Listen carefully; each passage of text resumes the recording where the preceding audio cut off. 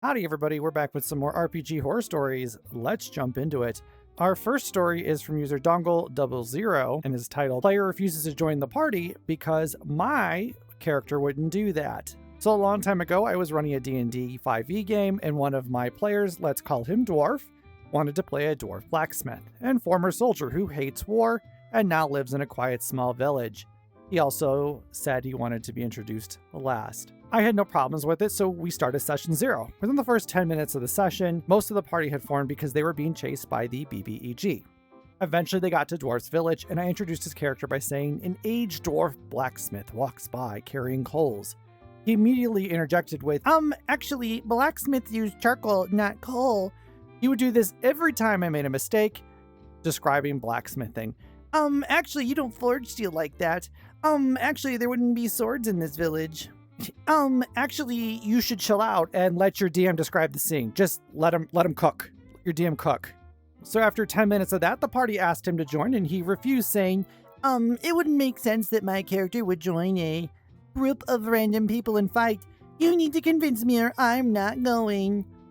This went on for 20 minutes, the players trying to convince him to go, and he kept refusing. Finally, I just said, look, I know it's not super realistic, but it's a fucking game that you said you wanted to join, so are you going to sit on the side while everyone else plays? He ended up joining and justified it because one of the PCs reminded him of his dead son, but then he said, I take him under my wing and spend the whole winter teaching him how to blacksmith. I stop him there and remind him that the BBEG is on his way, and you don't have time to teach people shit. But then how is my character going to bond with anyone? You need to learn writing, bro. The rest of the players said they didn't want to do all that and wanted to get on the main quest, so he relented and we continue on with the rest of the session and ended up entering the first dungeon. The kicker is that 2 weeks later, he got into Rick and Morty, and by the time of the next session, he retroactively changed his character into Dwarf Rick and kept trying to do that voice while shouting, wubba-dubba-lubba-dub at every chance he got.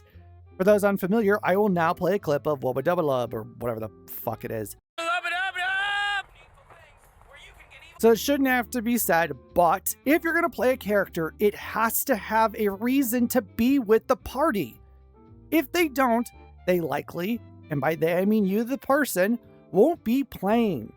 It shouldn't have to be said, but sometimes it doesn't hurt to remind your players, hey, whatever character you make needs to have a reason to be with the party and to adventure. If during character creation you aren't sure what your motivation would be to adventure, ask your DM. And then also as the DM, don't be afraid to ask your players, hey, what is this person's driving motivation to go and adventure? Like, why are they an adventurer? It never hurts to ask. If the player can't make a reason up to adventure, that's fine. You won't be playing and need to either change your character or create an entirely new one and have it ready for the next session. Next, not the current, the next. You get punished for not being prepared. The bare minimum a player should be able to bring to session freaking 1 is a fully made PC that has a reason to adventure. In this situation, if I'm the DM and I have a player, this one in particular, who is refusing to adventure because they live in a quiet village and they're a blacksmith, congratulations. We are now burning down the village you love and your blacksmith is going with it. Now you have a reason to adventure. Congrats, you're adventuring now. I'd personally be a little nervous about this player. Them being a stick in the mud this early might just be a flash in the pan. For all we know, maybe they kind of got the message like, hey, I need to not be, a little shit. But it also could be a sign of issues to come, and that also could be a problem, ultimately. Hey guys, if you're enjoying the video so far, don't forget to like and subscribe. Check me out at twitch.tv/vandavy. Links are in the description down below. Would love to hang out with you. I stream throughout the week, stream a variety of different games, and I paint minis on there sometimes. I would love to get to hang out with you. Again, links are in the description, but let's continue though. Okay, this next one's going to be a long one, so this is going to be our last story for today, and it's going to be from user MediumNose1400, and it's titled, My Character Gets Tortured All Throughout the Game. DM is confused when I don't want to keep playing after my character is unceremoniously killed. Okay, I am somewhat new to in-person, non-Baldur's Gate D&D, so apologies if I get names or terms incorrect here. I have been involved in a weekly D&D group at my local game store with some people, in which we did one-shots and various small campaigns without issue. After a while, one person at the table pitches that he will be starting a new Tomb of Annihilation campaign on Wednesdays, and I'm invited to join, so of course I do. The DM mentions that Tomb of Annihilation is hard and that he won't be holding back when it comes to things like potentially killing player characters. I don't think any of this at the time, but I would come to regret not heeding this warning. I make my character, who is named Jack, and his backstory is that he is a blacksmith who had aspired to be a glorious paladin, but never had the strength or ability to do so, instead relying on a mysterious magic dagger he created, which gave him Hexblade Warlock powers to pursue his dreams of being a proper adventurer.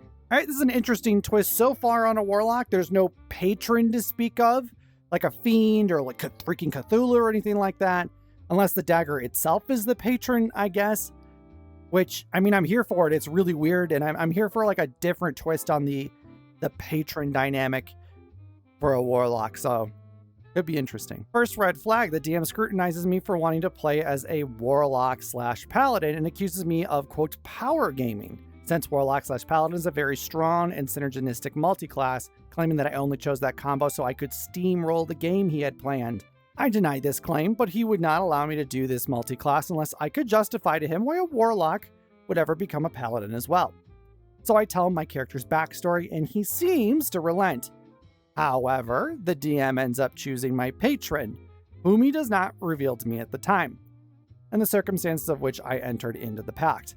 That being that, as my character was smithing daggers at his forge, a mysterious entity branded the back of his hand and dagger with a sigil, claiming that my desire alone for glory was enough to lock me into a pact, and that a price must be paid, one I will learn soon enough. Then my character blacks out and ends up where the rest of the party is at the start of the campaign. Okay, I have a couple issues here. I can understand questioning if your player is multi-classing to power game. That isn't a bad thing to ask. But don't be aggressive about it. Like, this is a friendly game. Just ask. You know, if they do want a power game and you don't want power gamers, ask that they don't power game. Also, if we're going to need a patron for the warlock, work with the player. Don't just make it up for them unless your player just says, yeah, just do whatever. The patron is a huge part of the warlock's identity. There needs to be agreement on what that is exactly. We have a couple sessions that go well enough, and I have plenty of fun thus far. However, I do notice that a lot of enemies end up targeting me, and often beating me up decently badly. Each time this happens, the DM makes an offhand comment about, quote, my power gaming doesn't seem to be working out for me, or, hey, maybe this wouldn't happen if you didn't power game. I push back on this and assert that I am not power gaming. I just like both the warlock and the paladin class, but the DM sarcastically says, sure, buddy. That's why you gave your character low strength so you could min-max all your other stats, right? My character had low strength, both because of my backstory, but also because I knew as a Hexblade I could use my charisma to attack instead. So admittedly, I did want to leverage game mechanics in this way. However, anytime I got more annoyed about these accusations, I'd be blown off as, quote, taking it too seriously, or, quote, don't be so riled up over a game.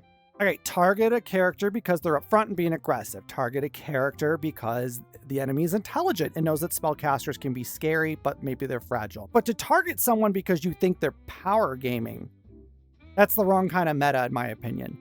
Bad DM in this case. The DM is clearly holding a grudge against OP and thinks they're power gaming. Perhaps they are, perhaps they're not ultimately here. It doesn't sound to me like they are. Like, I know Hexadin, which is Hexblade Warlock with Paladin mixed together, is often something people do when they're trying to optimize the classes if you're going to multi-class and stuff like that. But just because you choose to do that does not mean you're power gaming. Also, choosing your stats that work well with the class, that is not power gaming either. Power gaming is picking some weird concoction of classes to do a thing that gives you something like insane AC, or at low level allows you to do a ton of damage or something like that. Like, normally power gaming is something that is built to do something insanely ridiculous in combat, or for you to never fail a charisma check or something like that. Like, it is built to break the system within itself. Usually it's like what power gaming is. Picking charisma to be your highest stat because charisma works well for the warlock or the paladin to an extent, that is not power gaming. That is just optimally building your character. Like, would this DM throw a hissy fit if somebody took intelligence? If they're, let's say you're building a wizard and they took intelligence and made intelligence their highest stat. Is that power gaming then? No. Later on, one of our party members who was newer to the game had his first character die. Admittedly, it was for humorously stupid reasons, as his barbarian character tried to lockpick a glyph of warding in a lich's phylactery. For his next character, he chose to be a gunslinger, but the DM was difficult about allowing this, since he deemed guns to be, quote, too OP in our setting. So he gave the player the caveats that he needed to manage bullet counts, craft his own bullets, and observe proper and meticulous maintenance of his gun every day. This was likely meant as a deterrent for the player to even go with this class, but I offered to be on maintenance duty both for crafting our gunslinger's bullets, as well as upkeeping the gun. I thought this would be fun to give myself some party utility related to my backstory. Okay, gunslingers. I think they can be fun given the right world, but they aren't for every setting. It's okay to say no based on the setting, but I don't think guns are OP as either like gunslinging as a class or as a weapon. In 5e, your gunslinger is going to be the class that Matt Mercer made, which is a port of the gunslinger from Pathfinder 1st edition. And that class is basically a fighter subclass.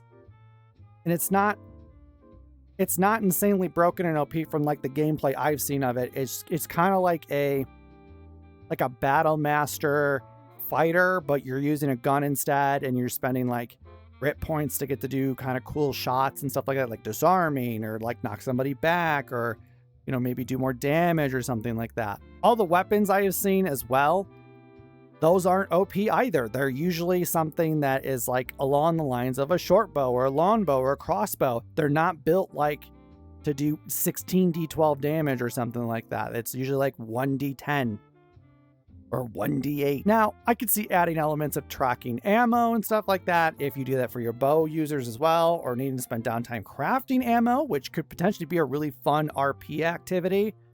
But that should hypothetically fade into the background as the party becomes more well-rounded, experienced, and wealthy. The DM tells me that there's, quote, no way my character would even know what a gun is because there's barely any guns at all in this setting, and he was on the fence even letting the other player even choose the class. I offer to study the gun intensely for a week of nights to learn all I can about it. And DM does allow me to do so. I roll very high in investigation checks, and eventually I become the most knowledgeable gunsmith in our entire setting. Unfortunately, our gunslinger would later also die during a session that I was not able to attend, but when I came back, I asked if I would be able to receive the gunslinger's revolver and wield it in his memory, since I was the one always repairing and reloading it. So I believed it would make sense if I inherited it. The other party members agreed, but the DM said, be honest with us. You just want to have a really OP weapon. That's fine, but be honest about it. This DM's being quite aggressive about this, very like player versus DM mentality. It's not insanely egregious to the point where I'm like, hey, you should quit. But I'd definitely be concerned if I was at this table that this DM is being so aggressive either towards me or towards another player about stuff like this. It's an odd aggression. It's disenfranchising, almost. I ignore this and receive the gun. However, the DM then claims on the spot that the gun actually broke in the events of the gunslinger's death, so if I were to ever use it, then I would be forced to deal with a bunch of penalties against my hit rolls that would get worse and worse every time I fired it. In addition, firing the gun out in the wilderness would create a bunch of noise that always summoned zombie dinosaurs to our location that I would have to then fight. I do not know why I ignored this, but none of the other players seemed to have a problem, so I just sucked it up. Okay, DM, just say you don't want such an item being used as a weapon or something like that.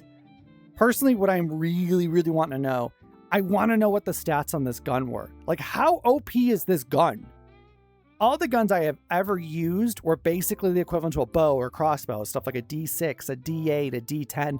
The strongest that I have ever seen and used being a rifle that did 1d12 damage. It was like a super massive, big, long, like, fuck-off sniper rifle.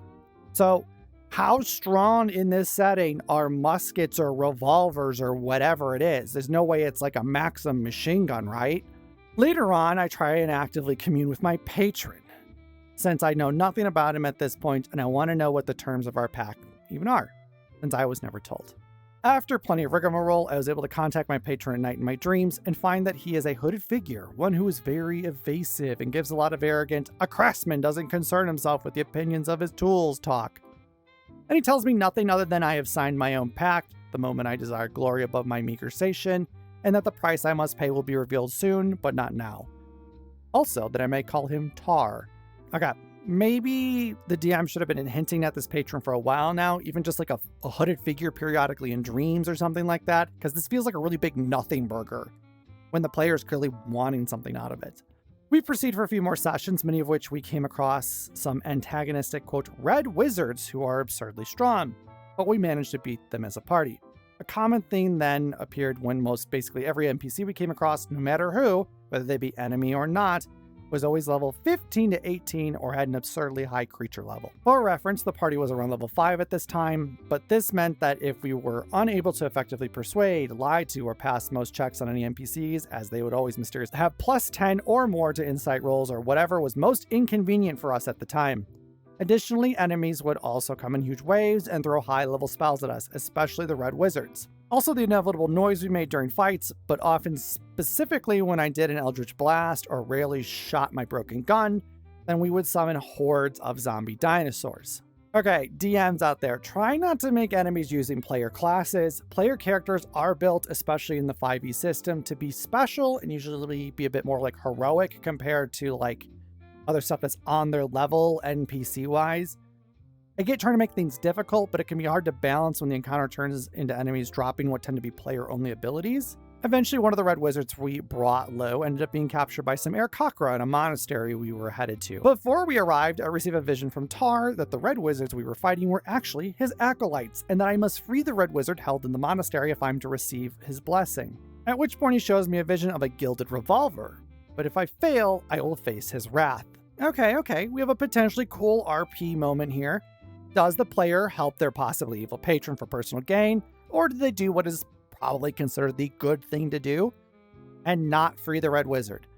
Potentially a very interesting situation cropping up here. We get to the monastery and I tell the party about my vision, and we devise an elaborate plan to get to the monastery's dungeon to then interrogate the red wizard and eventually set up a plan to maybe free them. We get to the prisoner, but then as I approach, the red wizard is not responsive, barely even acknowledging me, as opposed to ignoring the rest of our party outright, until my patron just ends up possessing the red wizard, taunting my character, and then snapping the red wizard's neck, making them fall dead to the floor, laughing and echoing in my character's ear that I failed and thus the penance must be paid, despite the fact that I wasn't even given ample opportunity to free the red wizard and that my patron killed them himself.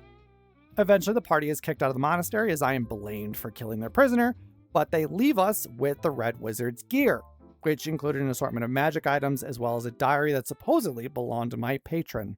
I of course take it, and the DM enthusiastically preempts me as asking if I wish to open the diary. I say no, not yet, as the party urges me to get it identified first to make sure it isn't cursed, and I agree.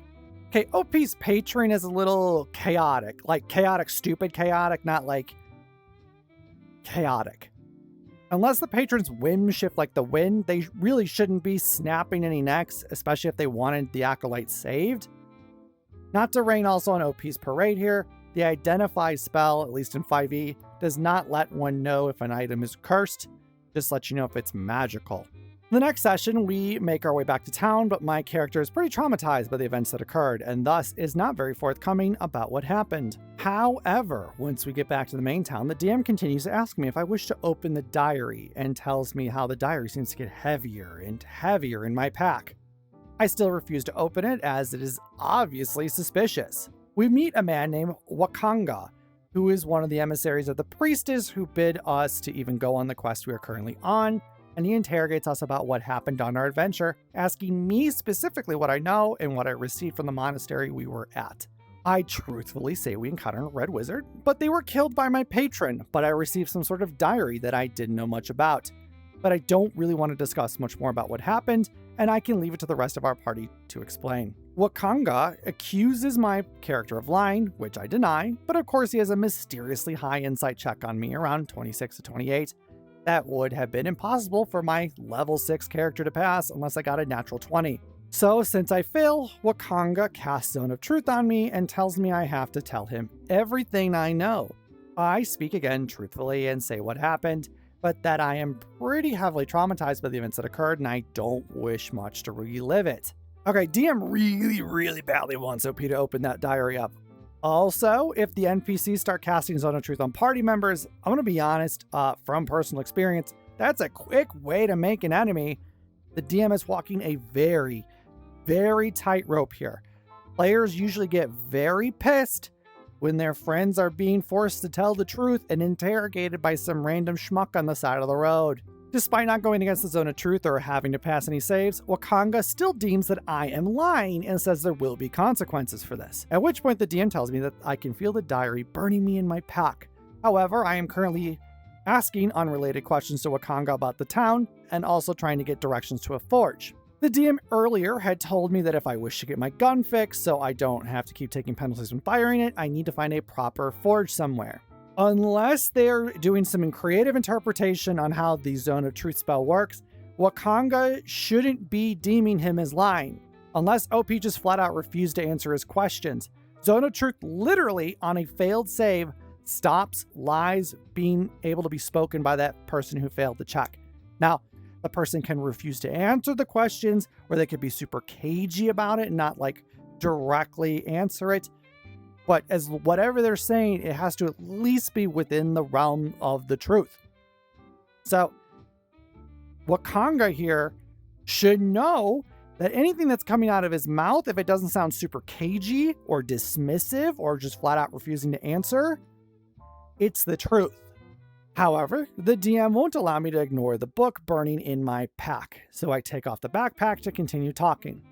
Eventually, the DM drops out pretense and just outright urges me to investigate that diary, so I say, okay, fine, and I reach into my pack for the diary, but of course the instant I touch it, my patron, who reveals himself to be the Lich Zas Tarn, possesses me, ends up killing one of the party members whilst in my body, and attempts to kill the priestess who gave us our quests. This attempt fails, and the rest of the party manages to subdue me. However, knocking me out still ends up having Zas Tarn puppet my unconscious body and taunting the party that they will have to kill my character if they want to be rid of him. At which point, Wakanga seals Zas Tarn in a magic box, making it so now I can play normally for a while without having to answer to my Lich patron, according to the DM.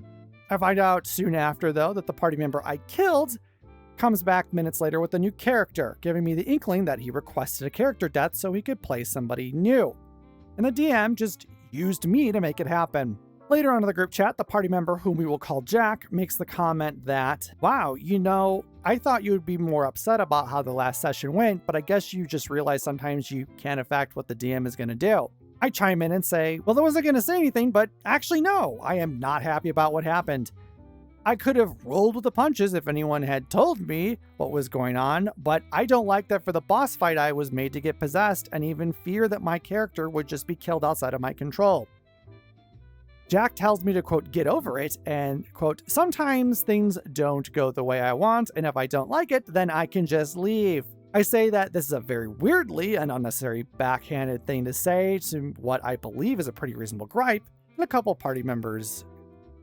members of the campaign agree with me, but Jack still continues to tell me to either get over it or leave the campaign. Then the DM comes in and blows the whole issue off as, haha, sorry, I guess you were just the victim of bad writing on my part. Yeah, maybe I could have consulted you, but oh well, it's not that deep and you can't really get me to care that much about some game. Okay, we got a lot to unpack here. Okay, taking control of a PC and using them to kill or potentially kill other PCs. Cool concept. Needs to be carefully executed. We're heading an area where the DM is forcibly taking player agency, specifically in an instance where the DM goaded the player into interacting with the world in a way that they were not intending to. The consequences for this can cause a player to retract from interacting with the world, especially when the DM goads them for fear of negative consequences happening again. Pitting player against players is a legitimate concern for a player to have. If their party is violent enough, there is a chance their PC will in fact be straight up killed, especially if the DM doesn't intervene. If a player wants to kill their character, don't use another PC to do it. That can cause a lot of emotions potentially and cause unwanted party friction. Use other means if you're going to do this, especially via NPCs. You don't want a situation where the party is potentially blaming one person's character because their PC got possessed by their patron and then murdered Bob. Now Jack needs to chill out. OP has a right to be annoyed with how things are handled. Things won't go the way you expect, which is true, but when your player agency is taken from you and then used to kill off another player's character, especially not knowing it was potentially planned, will rightly cause somebody to be upset. Those feelings that OP has, they're valid. Jack being so vocal about this is a bit odd. Was Jack the one who wanted a new PC? Did Jack and the DM plan this potentially?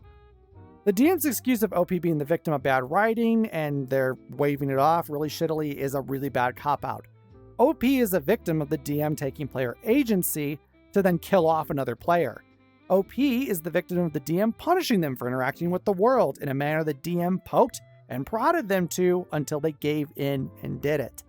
Anyway, after this, for some reason, I continue to play the game, mostly through sunk cost fallacy, but I just try and progress my character as best I can, searching for a forge so I can repair my gun. However, conveniently, every town we arrive at that I ask about there being a forge, there's never a forge. And in towns we go to that I neglect to ask, I am told that there was a forge there, but now it's all 2 to 5 days of travel down the road at this point. I protest and say that it doesn't make sense that knowing I have been looking for a forge for weeks now, that I would have just left a town with one without investigating it at all. The DM tells me that he's not going to, quote, hold my hand, and that if I want to know if a town has a forge, I need to specifically ask for it. And then the party needs to agree to divert their quest just so I can fix one of my items.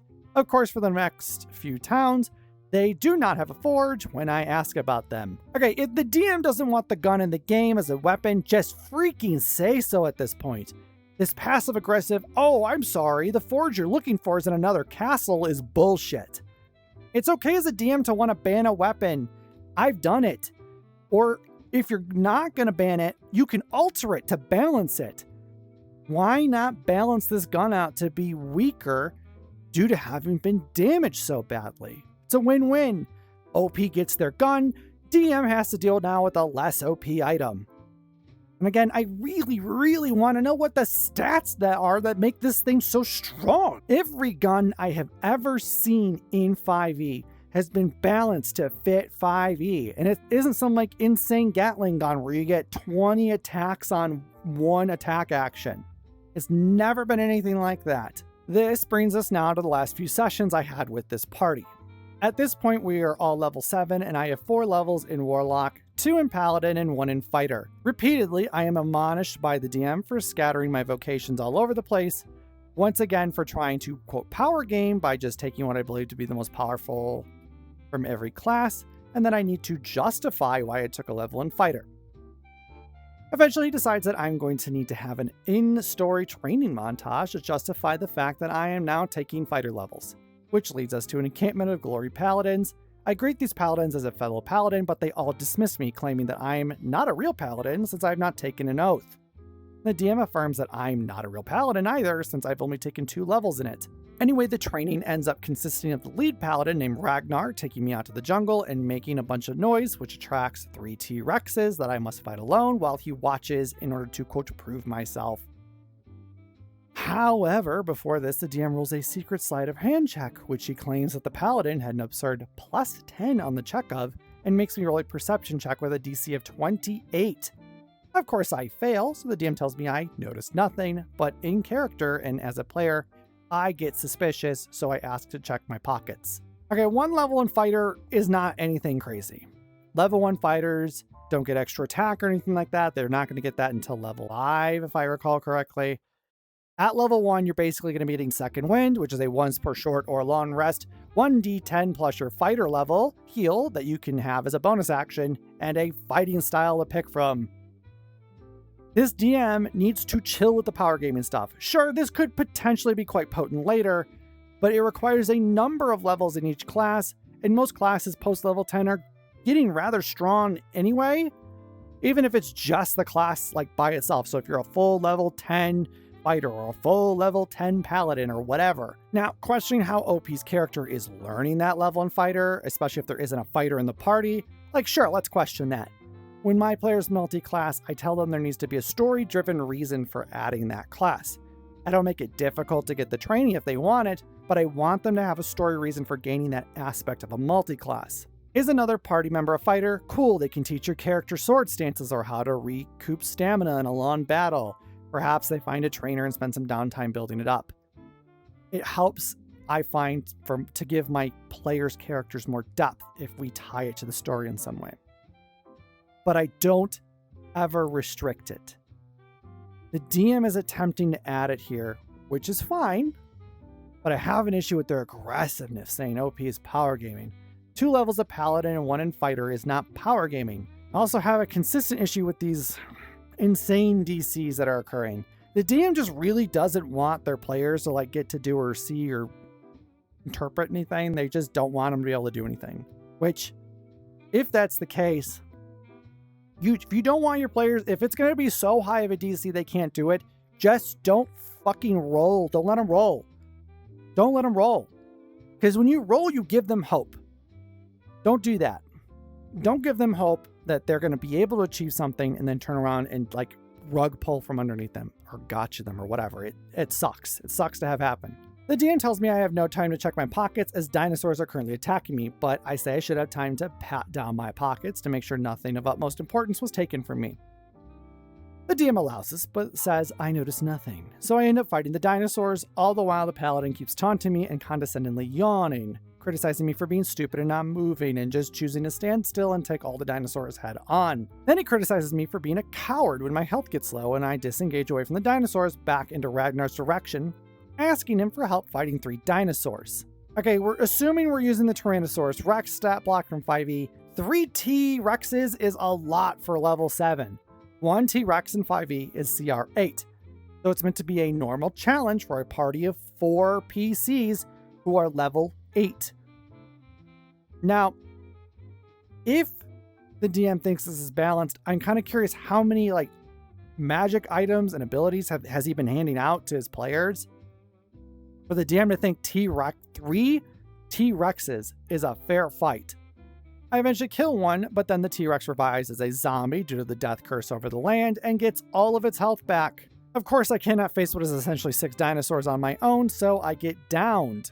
Then the DM takes his level 18 Paladin NPC, who graciously revives me by laying on handsing me with a whole 5 HP, then flexes by repelling all the dinosaurs in one blow, killing the zombie and sending the others running. Then Ragnar says to my character, "Let this be a lesson to you to not charge into battle on your own, but rely on your teammates." Despite the fact that I have never once done that, and when I asked Ragnar for help against the dinosaurs, he called me a coward. I'm a little confused by the moral here. It feels more like the DM PC is flexing on a lower level character and less on trying to correct a character's flaw. After this, Ragnar denies me any kind of rest and sends me with my 5 measly HP to go follow the rest of the party into the goblin hideout they are infiltrating. With no other options, I lay on hands myself to recover 10 extra HP and I go follow. We all end up fighting the goblins, but as I enter the hideout, an entire line of goblins appear behind me, and they are all poised to try and kill me specifically. I say that I reach for my gun so I can take them all out in a single perforating shot. The DM then smiles and tells me that I should have checked my pockets, as Ragnar the Paladin has pickpocketed my gun off of me and is now shooting it into the air outside of the goblin den like Yosemite Sam, wasting my remaining bullets. I protest on multiple things, that being that a paladin shouldn't have such a high sleight of hand, that it should be against his oath to just randomly pickpocket people, and then I deliberately checked my pockets to see what was missing and should have known that my most prized possession, the revolver I was carrying for, was taken. The DM blows all of this off and tells me to hurry up and take my turn. I do, and I am forced to use my hand crossbow instead to do perforating shot, which doesn't kill the goblins like my revolver would have. In the next turn, the goblins all bum rush me and down me, which the DM openly states that they are now poised to kill me if they get another turn. The DM sees me silent and displeased and shrugs, saying, "Hey, you fucked up, man. I don't know what to tell you." Okay, so this gun can just penetrate and hit multiple targets like standard? How much damage does it do to one hit and potentially kill an entire line of goblins? Like, who's balancing this freaking thing? Also, you can't put OP in a losing situation and then shit talk them for being in a losing situation. I feel like OP would have noticed a freaking revolver, which they have likely holstered on their person, to be missing from their person when they pat themselves down. Again, if DM doesn't want this to be a weapon, just say no and just say why. It's okay to say no to things. It's not okay to be a dick for an entire campaign and hang the potential of it being allowed, like $1 on a fishing pole out in front of him and then yanking it away every time he gets close. Oh, you almost had it. You gotta be quicker than that. The rest of the party, however, doesn't let this happen, and despite me being targeted by most of the goblins, they all manage to kill them all and keep me alive, of which the DM tells me I should be grateful that they would do that. Finally, at the end of the battle, one of the corpses gets up and transforms into none other than Archlet Acerak himself, the big bad guy of our campaign. He addresses our party in the common villain way and then gets to my character and begins taunting me for all the same reasons the DM did, from my multi-classes and that I must think myself super strong when in reality I'm not, and of course that I'm no real paladin. I simply respond back with, by what metric am I not a real paladin? As Acerak turns away, the DM looks at me incredulously and says, dude, really? Are you really trying to get into a pissing match with Acerak right now? I say that I've talked back to plenty of Eldritch Horrors over this campaign already. The DM shrugs and goes, okay, at which point he has Acerak literally teleport behind me, hit me with some level 6 necrotic spell that he won't name, just starts rolling a bunch of dice behind the screen, and of course it is enough to down me instantly. Not that I had much health at the moment anyway. After that, Acerak looks at my unconscious body and says, well, I can't just leave that lying around. And he follows up by casting Power Word Kill on my body, vaporizing me and everything that I was carrying in an instant. I am silent to this, and the DM looks back at me saying, why'd you have to do it, dude? Why'd you have to mouth off to Acerak? Well, anyway, I look forward to the next character you make. I scoff and go, next character? DM says, yeah, go on and roll your next character. Say, no thanks, I'm actually good. The DM genuinely asks me why I don't want to make another character, and that death is natural and expected in Tomb of Annihilation. I say that we could talk about it later if he wants, but the DM says, no, tell me why you don't want to keep playing. So I just briefly say that I've been fucked with and stolen from and belittled too much already over this campaign, and I don't want to do it with another character again. So I'm just done. The DM still looks shocked and confused, but says, okay. At which point he ends the session by hyping up Acerak to the rest of the party, saying, wow, wasn't he strong? I wonder how you guys are going to beat him in the future. Admittedly, I was somewhat relieved to just have my character killed off then and there, as I had already planned to leave the campaign if I didn't get my gun back that the paladin had stolen off me for no other reason than the DM just not liking that I had it. I currently have plans to join another game DM'd by one of the players in this session that I felt was actually friendly, so I can only hope that it will get better than this one did. Why wouldn't the DM be shocked? They're literally goading the character to an altercation. Also, was none of the other party members allowed to do anything while Lich is walking around monologuing and casting fucking Power Word Kill? In my opinion, once spells start getting cast that can cause harm, that's combat as far as I'm concerned. Initiative should be rolled if that's going to happen. DM just wanted to kill OP's quote OP character. Hopefully OP's next game goes better, hopefully with a DM that is much less aggressive about builds and them interacting with the world. All right, guys, that's going to be it for today. Thank you guys all for hanging out. I would love to hear your thoughts on those comments down below. If you haven't, don't forget to like, subscribe, catch me on Twitch. Other than that, I will see you guys all in the next one.